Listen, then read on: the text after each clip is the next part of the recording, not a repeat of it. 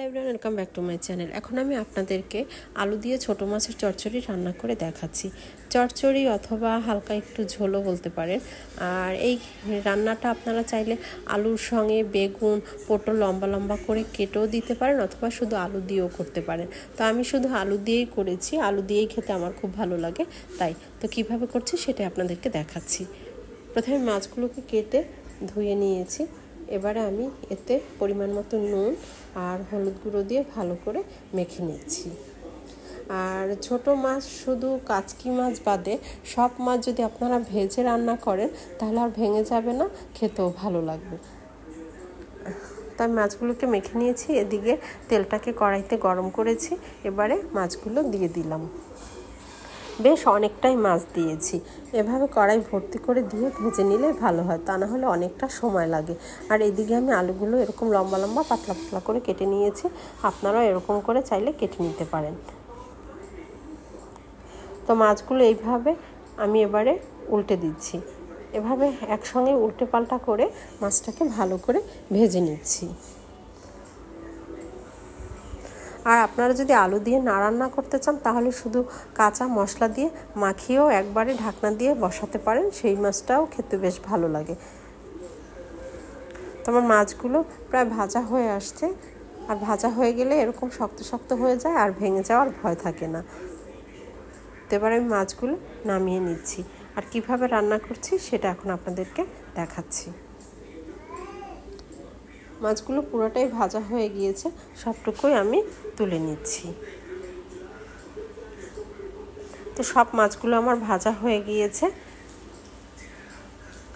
আমি আপনাদেরকে ধরেও দেখালাম। তো আমি এবারে কড়াইতে দিয়ে দিলাম 3টা পেঁয়াজ কেটে, দিয়ে দিলাম পরিমাণ মতো সয়াবিন তেল। প্রথমে কাটা পেঁয়াজটাকে একটু ভালো করে নেড়ে চেড়ে ভেজে নিচ্ছি।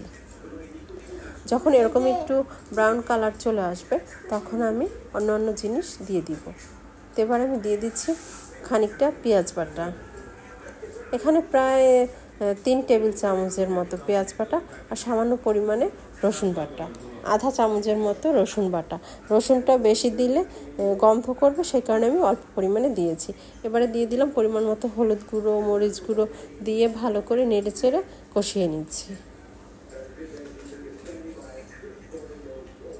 মশলাটা ভালো করে নেড়ে চেড়ে কষাতে হবে, এরকম করে কষিয়ে নিচ্ছি।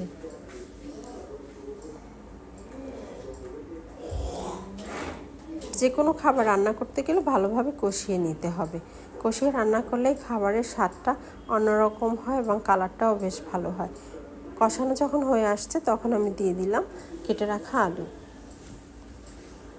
আলুটা সবসময় কাটার পরে, ছোলার পরে ভিজিয়ে তারপরে কেটে 5 মিনিট ভিজিয়ে রেখে ধুয়ে নিলে আলুর যে কষটা থাকে না, রান্নার পরে কালারটাও বেশ ভালো হয়।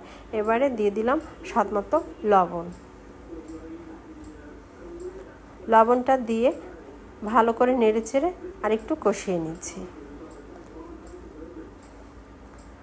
আর যখন এরকম কষানো হয়ে আসবে, দেখতেই পাচ্ছেন যে কষানো হয়ে আসছে, ওই সময় আমি দিয়ে দিলাম সামান্য পরিমাণে পানি। পানিটা দিয়ে আবার আরেকটু ভালো করে কষিয়ে নিচ্ছি। আর এদিকে আমি চুলায় গরম পানি দিয়েছি ঝোল দেওয়ার জন্য। সবসময় ঝোল গরম পানি দিয়েই করলে ভালো হয়।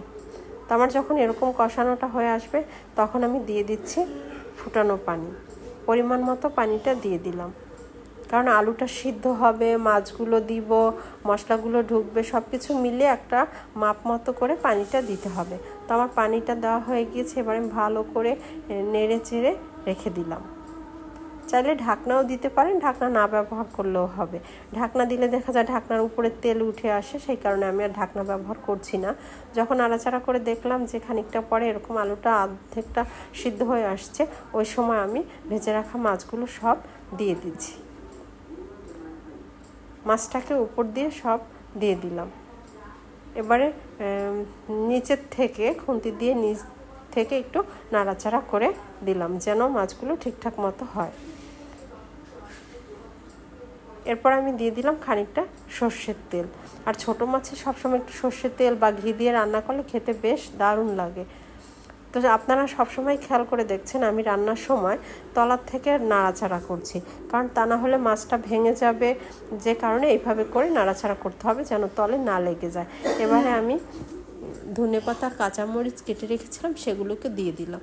এর সাথে কয়েকটা পাকা মরিচও আছে, কাঁচা পাকা মরিচ মিশিয়ে দিয়েছি আর ধনেপাতা দিয়ে দিয়েছি। সব কিছু মিলিয়ে বেশ ভালোই নেড়েচেড়ে মিশিয়ে দিলাম। যখন এরকম ঝোলটা মাখা মাখা হয়ে আসছে তখন চুলার আঁচটা একটু কমিয়ে দিতে হবে। আপনারা চাইলে একবারে শুকনো শুকনো করেও নামাতে পারেন, অথবা এরকম একটু ভিজে ভিজে ঝোল ঝোলও নামাতে পারেন।